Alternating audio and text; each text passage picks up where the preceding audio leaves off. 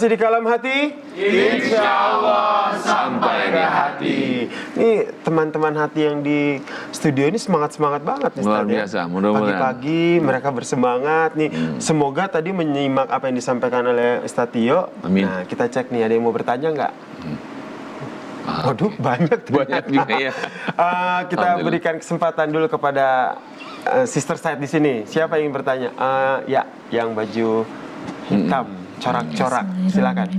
Assalamualaikum warahmatullahi wabarakatuh. Waalaikumsalam warahmatullahi wabarakatuh. Nama saya Feby dari Universitas Mercu Buana. Sebelumnya Pak Ustadz Tio, saya ingin bertanya. Saya punya tetangga, kalau malam itu suka berisik dan saya sudah mencoba untuk menegurnya, tetapi tetap diulangi. Kira-kira bagaimana ya Pak solusinya? Terima kasih. Assalamualaikum warahmatullahi wabarakatuh. Waalaikumsalam warahmatullahi wabarakatuh. Ini senada nih, Ustaz. Iya. Seperti yang tadi saya sampaikan, kita sudah berbuat baik dengan tetangga, tapi respon dari tetangga tuh kurang yang kurang. baik ini. Iya. Bagaimana nih kita menyikapinya, Ustaz? Ya, salah satunya adalah dengan bersabar. Ya, karena mungkin orang itu belum mendapatkan hidayah dari Allah. Ista'inu bisobri wasolah. Jadi kita jadikan sabar itu sebagai langkah untuk mendekati atau memberikan hal-hal yang baik buat tetangga kita. Cara yang kedua mungkin kita juga dalam forum masyarakat. Biasanya kan kalau di kampung-kampung itu, di desa atau di tempat-tempat kita ada rapat RT gitu ya, ada pertemuan warga gitu ya. Bisa kita sampaikan bahwa ada jam tertentu, misalnya ada batasan jam 9 itu sudah harus volume seperti apa begitu. Nah, intinya adalah dalam masyarakat kita itu kita musyawarahkan gitu ya.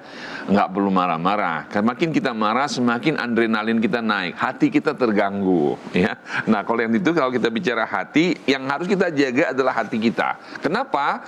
Karena manusia itu hanya bisa mengontrol dirinya.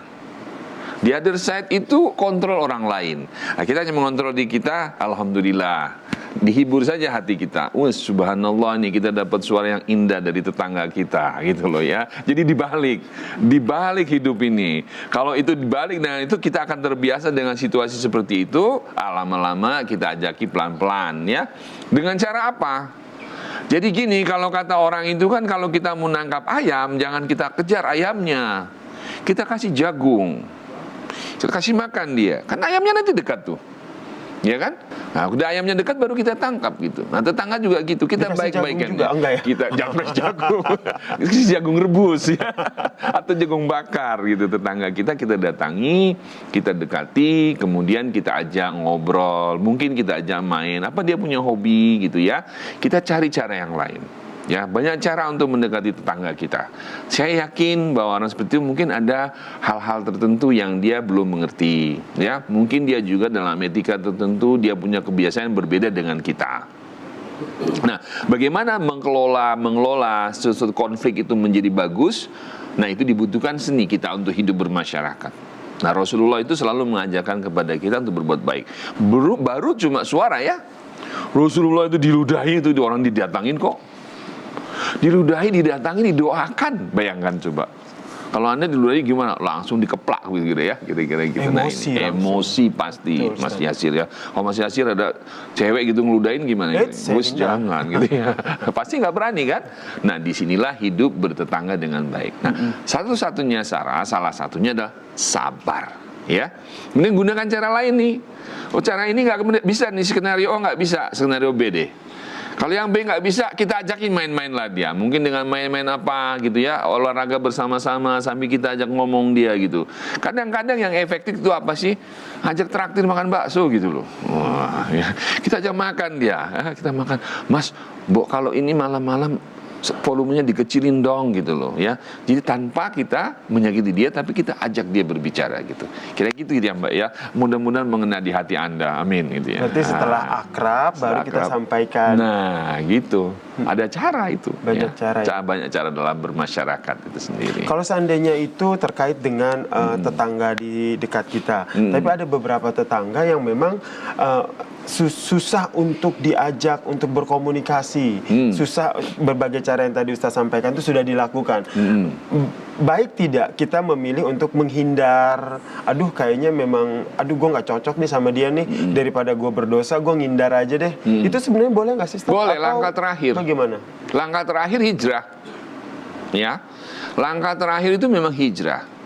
Jadi kalau kita ingin membentuk suatu lingkungan, maka kita juga harus berpikir bahwa ketika kita mau masuk di lingkungan itu, kita harus tanya-tanya juga ya, bahwa lingkungan itu tetangga kita itu orangnya fine-fine aja apa enggak gitu ya. Kalau misalnya kita sudah menyatakan, wah lingkungan ini nggak cocok sama saya, ya apa boleh buat, kita harus menghindar gitu loh. Hijrah namanya ya. Ada hijrah hati, ada hijrah fisik.